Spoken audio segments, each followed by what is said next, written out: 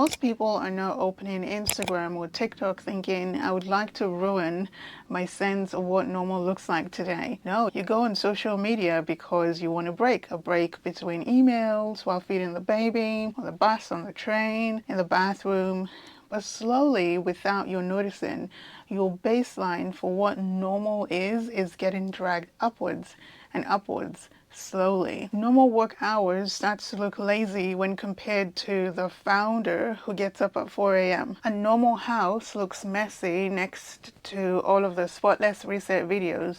A normal brain that gets tired, distracted, or sad starts to feel broken compared to people who seem to live in constant highlight reels of focus, of progress, of work, of zero distraction, of discipline.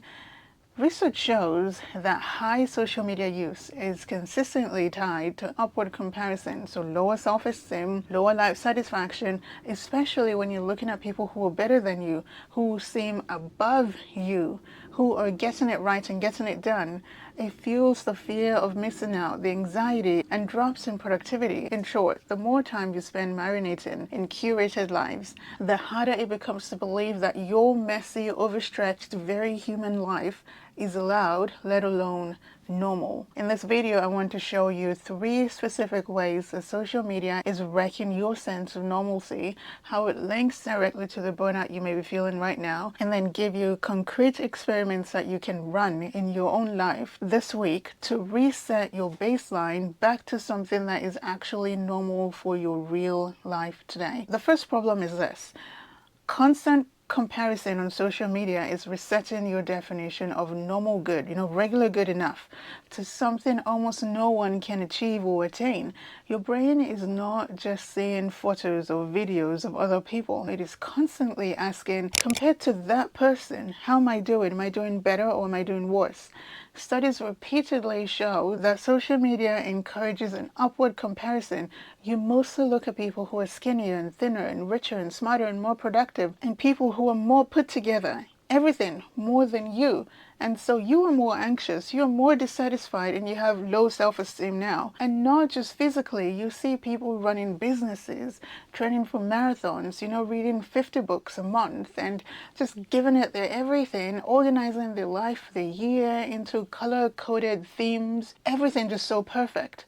Over time, your sense of what everyone else is doing gets completely distorted because the few people you see on social media becomes everyone else, right? You think that that's what everybody does, when in fact it's only the few people that you see on social media. You forget that you are comparing your regular random Tuesday afternoon in the middle of work and caregiving and fatigue to someone else's edited performance with music layered on top. Emotionally, this shows up as a constant low-level feeling of being behind, constantly in the background. You can have a perfectly solid day of work and still go to bed thinking, I should have done more. So what do you actually do with that? I want you to treat your idea of normal like a variable that we can adjust, right? First, unfollow or mute any account that consistently leaves you feeling behind. You literally do not have to follow these people, even if their tips are technically sound, right? Second, replace at least some of them with people whose lives look closer to yours, right? Or who are openly talking about limits, about illnesses, about caregiving, about parenting, about the regular things that we deal with. There is growing evidence that the type of content you see affects your mood and your self-view, not just the amount of time you spend on social media, but what you watch as well. Third, once a week, write a short normal day log of your real life, how your morning actually went, what interruptions you handled, where your energy dipped or dropped, what you did anyways. That becomes your baseline, right? The more you look at that instead of someone else's overly curated, carefully edited reality, the easier it is for your brain to remember, my life is not failing. There's nothing wrong with me. It's just different from these other people. The second problem is that social media is training your nervous system to constantly expect stimulation, which destroys your capacity for focus and for genuine rest. You see, fear of missing out is not just a catchy phrase. There's a distant body of work now now linking fear of missing out and heavy social media use with more distractibility, poorer productivity, and worse mental health. In practice, this looks like an itch in your brain every time you hit a slightly boring moment. Slightly boring. You're waiting for a file to load, you scroll, right? You're feeling stuck on a hard task you're doing, you scroll. You're sitting on the couch with nothing urgent to do, nothing important, you scroll. Your attention gets fragmented into tiny shards. Your brain is losing practice at tolerating the uncomfortable 5 minutes of work or rest. In reality, work initially feels slow and awkward and you get the ball rolling. Rest initially feels unproductive. But if your nervous system is used to the dopamine hit of endless novelty, these feelings are harder to just sit with, right? So we find a solution by reaching for our phone. Over time, normal states like I'm a bit bored or, this is challenging or I don't know how to do this gets interpreted as something is wrong, we need to fix it, we need to get on our phones and swipe and scroll for hours on end. When in fact, they are completely expected parts of a working day, of a regular day. Here's how to deal with this without pretending that you're going to go throw your phone out in a lake or uninstall Instagram after you're watching this video. Number one, create at least one no-scroll zone in your house where your phone is physically not allowed in that area and not within reach in that area. A simple version is put your phone somewhere like in a basket. So your phone lives there for the first hour after you get home from work, or for the first 25 minutes after you return home from work. You are making it slightly harder to reach for that quick hit. Number two, introduce a one screen rule during focus work. If you are working on your laptop, on your computer, your phone is in another room completely. You're not working on two different screens for work, right? If you need your phone for work, I understand, put it on focus mode with only truly essential numbers allowed through.